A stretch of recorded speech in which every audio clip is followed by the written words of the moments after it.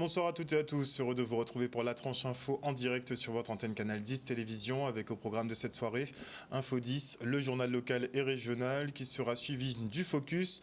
Et ce soir, nous parlerons de la Sainte-Barbe, de la fête des combattants du feu de nos sapeurs-pompiers. On parlera également de l'opération Zéro Accident et on parlera du rôle aussi des papas dans la famille. Ce sera après la coupure pub de 19, mais pour l'instant place au JT.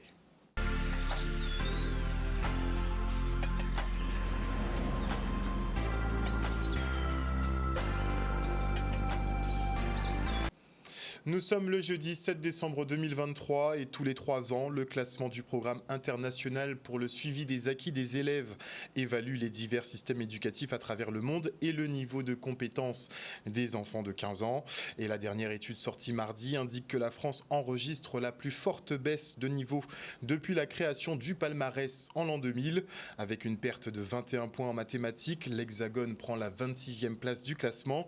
Pour la compréhension de l'écrit, c'est 19 points de moins pour une 29e place. Des résultats médiocres pour la 7e puissance mondiale qui s'expliquent en partie par la période Covid, selon la rectrice qui se réjouit quand même de la mise en place du plan choc des savoirs. On l'écoute. Je pense que c'est une opportunité. Nous avons effectivement, au niveau national, été un peu déçus par la position de la France au sein des pays de l'OCDE après cette période de Covid qui a marqué une baisse dans tous les pays, pratiquement. Ceci dit, en Guadeloupe, lorsque nous comparons nos résultats aux évaluations nationales, nous rendons compte qu'au fur et à mesure, nous rattrapons les moyennes nationales. Donc nous avons une progression qui, de ce point de vue-là, est très positive. Et je pense que les annonces qui ont été faites sur le renforcement encore au niveau des savoirs fondamentaux, notamment au collège, sur l'évolution aussi de certaines méthodes pédagogiques pour les maths en primaire, seront des leviers porteurs pour notre académie et pour la réussite de nos élèves. Il y a déjà tout un travail qui est réalisé dans ce cadre, puisque sur le premier degré, nous avons les plans de formation maths et plans de formation français. Ce sont des systèmes d'échange entre pairs, donc il y a déjà un regard extrêmement actif et qui permet un développement professionnel pour chacun des enseignants et où ceux qui ont des pratiques qui permettent de faire évoluer d'une manière importante les élèves, ils les partagent avec les autres. Il y a des observations de classe. Donc il y a déjà vraiment ce travail est déjà réalisé en grande partie sur le premier degré. Et l'idée, c'est aussi de le renforcer sur le second. Et pour enrayer cette baisse de niveau historique, Gabriel Attal, ministre de l'Éducation, a donc présenté le plan choc des savoirs. Ce dernier permettra l'intégration de plus d'intelligence artificielle pour les cours, des programmes qui aborderont plutôt les fractions et les décimales ou encore de renforcer le volume horaire des enseignements généraux dans les lycées professionnels.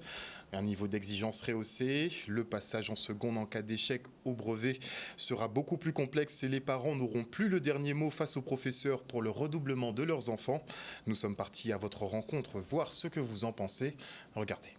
À l'ambassade, parce que moi, je n'ai pas tellement courant à ça. Je pense que c'est bien. Le redoublement doit être laissé à l'appréciation du conseil de classe et non pas des parents qui ne connaissent pas le niveau souvent de leurs enfants. Donc c'est une bonne chose, je trouve. On peut doubler parce que nous, si on peut-être qu'à moitié, point pour y passer, pas passer. Alors, on dit pour y doubler. Au lieu de si on a là. Moi, quand ça, tout naturellement. Je suis pour mettre des enfants dans un niveau scolaire qui n'est pas adapté au sien, c'est pas une bonne idée. Nous avons un enfant qui a eu une année très compliquée l'année dernière. Bon, ça se passe beaucoup mieux cette année, mais je pense que le redoublement, à un moment, ça aurait peut-être aidé. Ça c'est un véritable problème. Peut-être oui, peut-être non. Oui, peut-être parce que certains peut-être parents pas compétents pour dire que si on a peut redoubler ou pas redoubler. Est-ce que c'est des compétences à prof là, des dire que si on a redoubler? En passant, bon, c'est vrai que prof là, c'est qui a voulu Timoun à l'école. Bon, c'est qui a bâti Timoun à l'inscription à l'école, c'est qui a corrigé. C'est assez complexe comme problème, je dis là. Un peu mitigé, parce que le truc c'est que qu'est-ce qui se passe? Si on fait passer une personne qui ne sait pas lire ou qui a des difficultés, ça va plus le faire plonger que l'aider. Après, je sais qu'à un certain moment, ils n'avaient plus de redoublement. Après, on peut voir aussi, les jeunes sont un petit peu perdus dans la rue, ça peut aider qu'ils soient moins sans galère. Opinion au moins les ça, redoublement là et tout le reste. à bien comprendre moi, hein, a l'impression que à chaque gouvernement qui signe en France, il y a un seul budget qui réforme. Moi, je crois que la politique et les politiciens font réformer. C'est ça qui est important. Non, je ne suis pas favorable à l'uniforme. Non. Je pense qu'il faut laisser à chaque famille le soin de vêtir à sa guise leurs enfants. Mais c'est bon parce que pourquoi moi tout Saint-Domingue, tout le monde a bien un uniforme, quoi, le monde dans la rue là, depuis pas bien dans l'école là, quoi, son monde étranger. C'est une très bonne idée. Du coup, il n'y a pas de distinction sociale entre les enfants, entre ceux qui ont peu de moyens et ceux qui en ont un peu plus. Donc l'uniforme, c'est très bien. Je suis pour également. Nous sommes récemment installés d'ailleurs à la Guadeloupe et nous apprécions le fait que tous les enfants soient habillés de la même façon au collège. Alors pour l'uniforme, moi j'ai jamais été avec l'uniforme, j'ai jamais aimé. Mais ça peut être bien parce qu'il y a des familles qui sont modestes. Je ne sais pas si toi aussi tu voyais, non, sous les Nikendo, on est non permis car ça peut blesser l'enfant lui-même. Si on met tout le monde au point d'égal, uniforme pour tout le monde. Un reportage signé Michel Depape. Et à l'occasion de la semaine des lycées professionnels, l'établissement Augustin Aron de Bémao inaugure son bureau des entreprises. Il permettra aux jeunes de mieux appréhender le monde du travail et trouver plus facilement des stages. Regardez. Aujourd'hui, donc, nous sommes bien au lycée Augustin Aron dans le cadre de la semaine nationale de valorisation des lycées professionnels. On s'est rendu compte que les formations en lycée professionnel n'étaient pas suffisamment connues. Et aujourd'hui, nous avons 12 points clés de la réforme, dont le bureau des entreprises. Nous allons inaugurer aujourd'hui notre bureau des entreprises, véritable partenariat avec le monde économique. Permettre à nos jeunes de côtoyer au plus près le monde économique. Notre projet a pour but de booster l'estime de soi et la confiance en soi des élèves à travers des lettres ou encore des mots, comme vous pouvez le voir sur nos t-shirts, et ils sont aussi peints dans les escaliers du lycée. 1, 2, 3, on y va. C'est pas applaudissements. Ce matin, j'ai répondu à l'invitation de Madame la proviseure, Madame Borel, Marlène, mais aussi de l'ensemble du personnel et des élèves, des lycéens qui, quelque part, veulent, je dirais, cette belle relation entre le lycée et la collectivité. D'ailleurs, c'est en ce sens que nous recevons déjà au sein de notre collectivité des jeunes lycéens dans le cadre de leur stage, bien sûr. Et lorsque aussi nous avons de belles manifestations autour du 8 mai, du 11 novembre, et bien aussi également le lycée est représenté et présente de manière à pouvoir proposer un certain nombre de belles choses à la population présente. Alors, en tant qu'éco-délégué, nous avons pour but de créer un jardin créole au sein de notre établissement en 2 phases. La première phase est de mettre en pot et la deuxième est de planter. Et puis, on voudrait aussi mettre l'accent sur le fait qu'en lycée professionnel, on se forme tout au long de la vie. Nous avons chez nous des BTS rares, les seuls BTS de l'académie en profession immobilière et en BTS assurance. Donc c'est dire que le lycée Augustin Aron forme vraiment pour demain et pour notre Guadeloupe.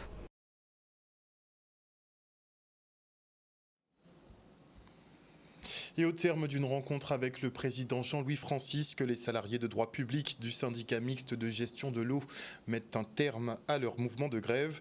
Une reprise du travail dans l'attente d'une solution permettant le rééquilibrage de leur carrière moins avantageuse que les agents de droit privé. À défaut, la mobilisation reprendra. On fait le point avec Denis Diamant, secrétaire FO SMGE-AG. Là que nous rencontrons le président SMGE-AG qui est Jean-Louis Francisque. Et puis, il expliquez-nous quelles questions qu'on nous a posées nous, parce que nous poser une question là, il était question de Adam SMAG là, qu'il y a 2 catégories de personnel, qu'on nous a dit au départ, un personnel de droit public et un personnel de droit privé. Et nous ne pouvons pas comprendre pourquoi le personnel de droit public là, que rien n'est pas avancé et que tout bulletin est bloqué. Donc c'est vrai que nous savons quelques bulletins et qu'il fait nous comprendre que ce sont des bulletins qui sont hérités. Parce qu'il faut savoir qu'il était nécessaire en préfiguration où il était chargé des travaux si ça avant de basculer personnel là. Et on sait que rien n'a pas été fait correctement.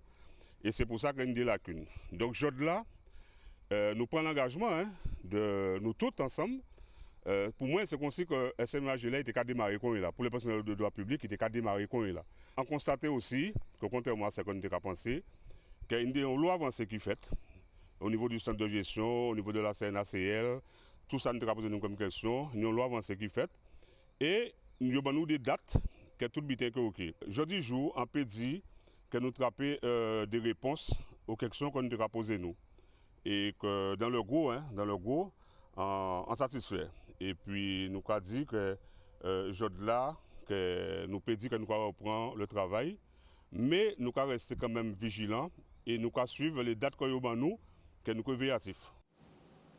Et on part maintenant pour le lancement de la 2e édition du séminaire régional autour du cancer de la prostate. La Guadeloupe affiche quand même l'une des incidences les plus élevées au monde avec 220 nouveaux cas pour 100 000 habitants chaque année. Une problématique à prendre très au sérieux. Regardez. La 2e édition du CEMAC cancer de la prostate, elle sera consacrée effectivement à la prise en charge, au traitement et bien évidemment au dispositif d'accompagnement des personnes souffrant du cancer de la prostate. La collectivité départementale, c'est dans le cadre de cette mandature engagée à accompagner vraiment les politiques publiques en termes de santé. Ce n'est pas une de nos prérogatives premières, seulement ce sont de vraies problématiques qui affectent nos populations. La région est toujours aux côtés de ces organismes qui sont autour de la prévention, de la santé et puis surtout du cancer de la prostate. Donc c'est vrai que la région aide un certain nombre d'organisations, que ce soit les associations, les organismes ou toute autre manifestation dans le domaine de la santé. Mais également par rapport au CIMGOA, c'est vrai que c'est important que je sois là puisque vous le connaissez bien, le cyclotron, c'est la matière ouvrière, c'est l'outil qui permet aussi de déceler et puis de pouvoir traiter un certain nombre de maladies.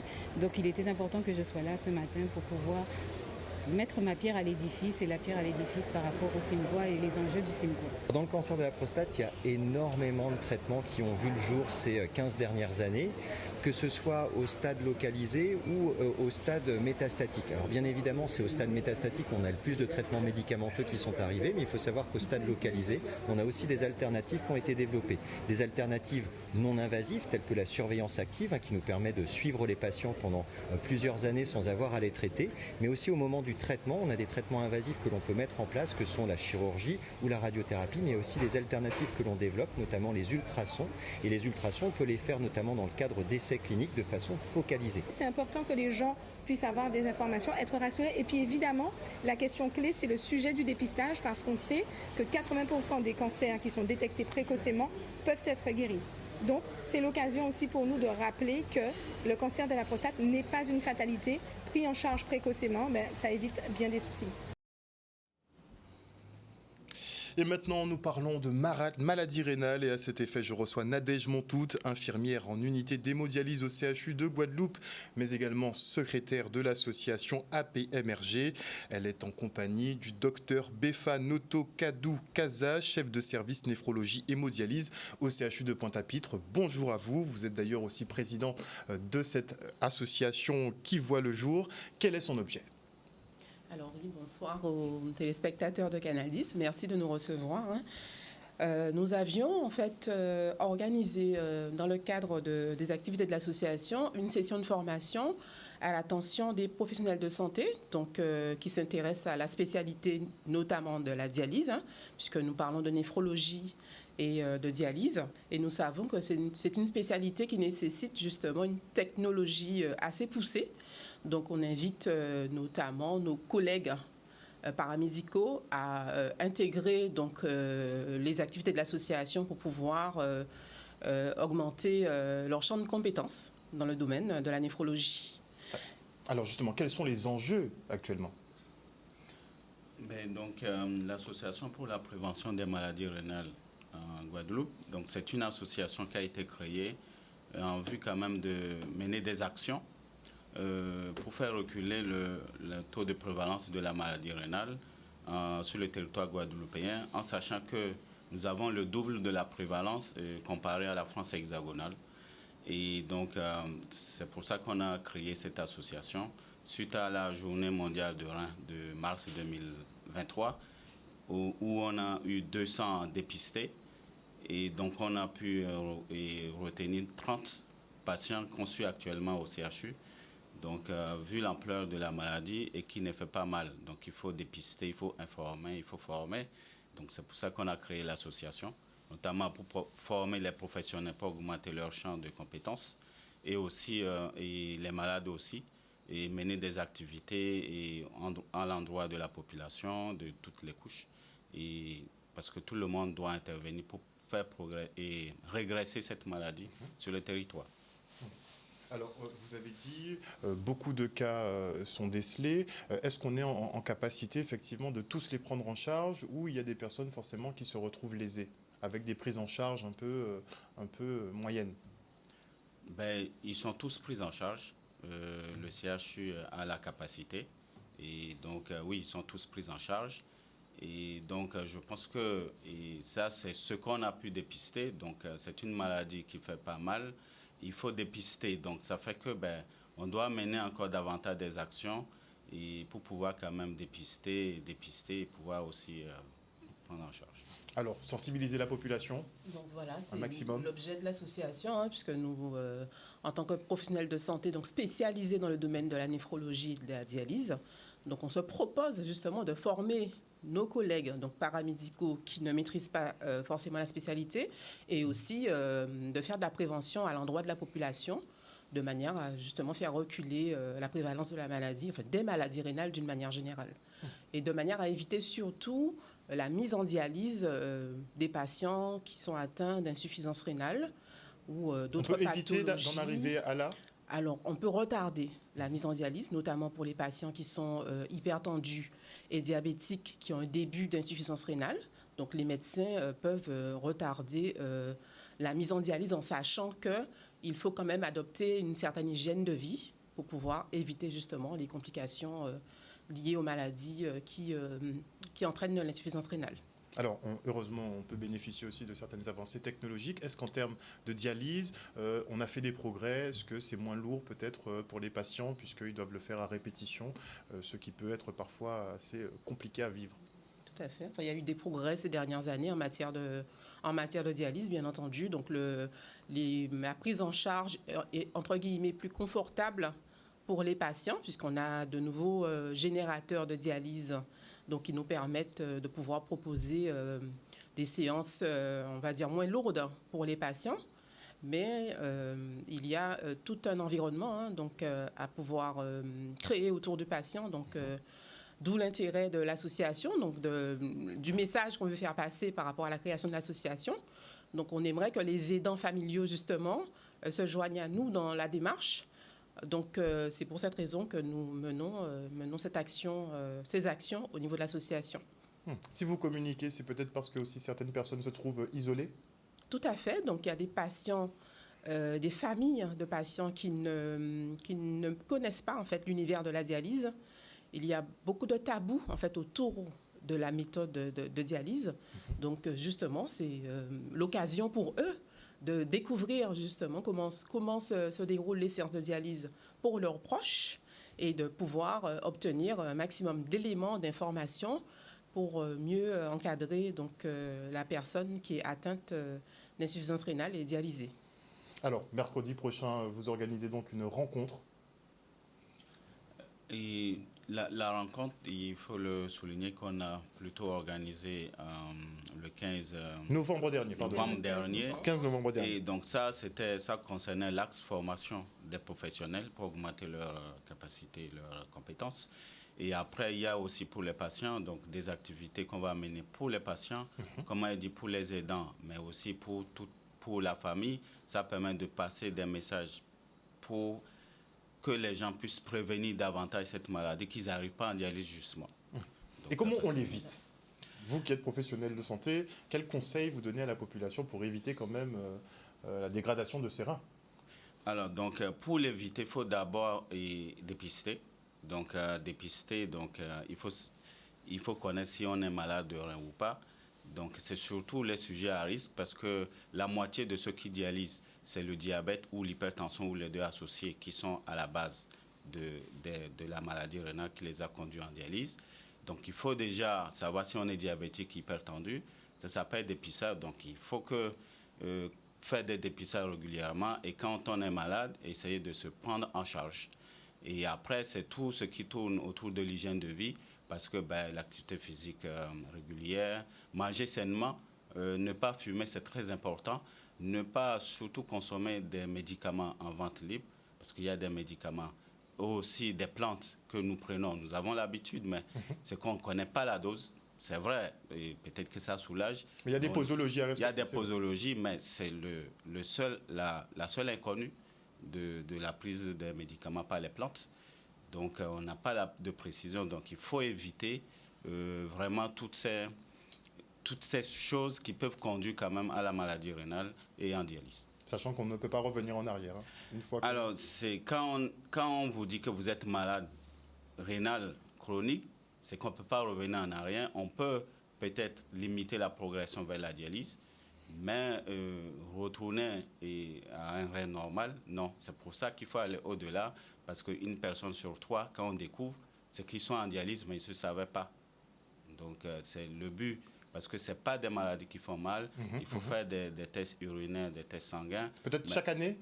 Chaque année, surtout pour les gens qui sont à risque, les diabétiques, les hypertendus, les gens qui ont des antécédents dans la famille, des gens qui ont dialysé. Il y a des maladies génétiques comme la polykystose, les kystes.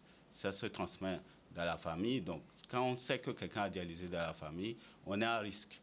Et après, il y a tout ce que le surpoids, et quand on a une obésité, c'est-à-dire qu'on a un poids qui dépasse la normale, c'est aussi un facteur de risque. Et aussi l'hygiène de vie, comme j'ai dit, il faut, voilà. Donc, votre association veillera justement à sensibiliser la population régulièrement sur cette question d'insuffisance rénale, mais aussi de dialyse, puisqu'il y a certaines solutions qui sont proposées, mais en tout cas, il vaut mieux l'éviter. Où est-ce qu'on peut vous contacter? Où est-ce qu'on peut vous joindre? Alors, donc, les coordonnées de l'association, donc 06 90 73 60 09 ou 06 90 08 64 69. Merci beaucoup en tout cas à vous deux d'être venus sur ce plateau nous présenter donc cette association qui va veiller effectivement à sensibiliser la population sur l'insuffisance rénale. Merci encore. Et on enchaîne avec le lancement de la campagne du Téléthon 2023 à la concession Citroën de Grand Camp, une édition parrainée par Fred Dehay. Regardez.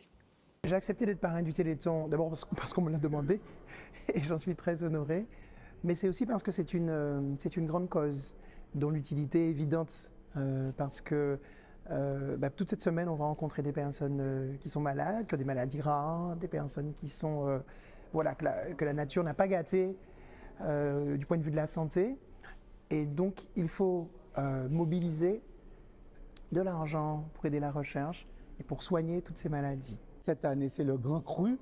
Nous avons le grand concert du Téléthon à la salle Robert-Loison le vendredi 8. Nous avons toute une animation du week-end sur la base nautique de Saint-François. Nous avons les 24 heures des rameurs à Basse-Terre. Nous avons un tir, un cours de la S-Police. C'est une compétition de tir. Nous avons pas mal de manifestations. Je participe à un défi particulier, c'est le concert qui a lieu au Moule, où il y a des duos entre des animateurs de différents médias. Et je participe, je chante moi une chanson avec Fred Déténa. On chante une chanson de Saint-Éloi. D'ailleurs, c'est un intégral de Saint-Éloi. Ce qui est intéressant dans cela, c'est que la moitié des revenus de la salle du Moule sera reversée au Téléthon. Alors venez écouter tous ces chanteurs et journalistes reprendre Saint-Éloi avec le plus de cœur possible. Et ainsi, la moitié de la recette ira droit au Téléthon. L'année dernière, nous avons fait 117 000 €. Mon équipe et moi, on a placé la barre à 150 000 € et nous attendons toute la générosité de tous les Guadeloupéens qui ont l'habitude de contribuer. Comme on dit, c'est Grande Diri qui a fait sac Diri. 1 €, c'est un don. Un reportage de Solène Fèvre. Et afin d'augmenter la présence des femmes dans les métiers du numérique, l'association Maris Project tente de coordonner des actions ciblées pour toucher ce public. À la veille de l'opération Outre-mer Girl Tech Day à l'Université des Antilles, les professionnels du secteur se sont rencontrés à Guadeloupe Tech à Jarry. Regardez. Nous sommes aux assises de la féminisation des métiers du numérique. L'objectif est de rassembler les différents acteurs du territoire qui œuvrent déjà sur ce sujet, mais de façon plutôt séparée. Et moi, ce que je voudrais, c'est qu'on puisse travailler ensemble en synergie pour avoir des actions qui ont beaucoup plus d'impact, pour avoir plus de filles qui s'orientent vers les filières qu'on appelle STEM, sciences, technologie, ingénierie et mathématiques. Elles ne sont pas assez présentes, elles ont peur d'aller dans ces secteurs, peut-être qu'on ne leur en parle pas assez, peut-être qu'elles ne voient pas les implications, peut-être qu'elles ne connaissent pas assez les métiers, mais on n'a pas assez de filles. Déjà au niveau international, que ce soit au niveau international, au niveau national, on sait déjà que c'est une problématique. On sait déjà qu'il va nous manquer de ressources dans les filières numériques, donc pourquoi ne pas orienter les filles vers ces métiers-là ? La femme a toute sa place dans le numérique. Parce que le numérique, en fait, c'est notre vie quotidienne. En vrai, c'est pas juste ce qu'on a sur notre téléphone. Aujourd'hui, quand vous voulez prendre rendez-vous, quand vous cherchez un restaurant, par exemple, vous prenez un téléphone. Moi, je suis de la génération des bottins. À l'époque, on prenait un bottin, on mettait 3 plombes à trouver un restaurant qui allait bien. On ne savait même pas si c'était à proximité, etc. Aujourd'hui, on prend son téléphone, en 2 secondes, on trouve le restaurant qui va bien. Donc, c'est dans notre vie quotidienne. Donc, si on n'a pas suffisamment de femmes qui sont dans ces secteurs-là, je prends l'exemple du téléphone, c'est peut-être un mauvais exemple parce que ça va encore véhiculer des stéréotypes, mais si on n'a pas assez de femmes dans les secteurs du numérique, en fait, dans la vraie vie, elles seront aussi absentes. Et c'est ça le problème. Voilà, chers téléspectateurs, nous sommes arrivés au terme de ce journal. Merci pour votre fidélité à ce programme. N'oubliez pas que sur Canal 10 Télévision, vous faites l'information que nous diffusons. Le journal local revient demain à 18h30 et on se quitte sur une petite citation d'Emmanuel Macron, puisqu'aujourd'hui il a fait une intervention dans le cadre du Forum sur la science et il a dit « Travailler plus longtemps quand on vit plus longtemps ». C'est ce qui permet de créer plus de richesses et de financer la science. Une bonne soirée à vous sur Canal 10. Bisous tout le monde.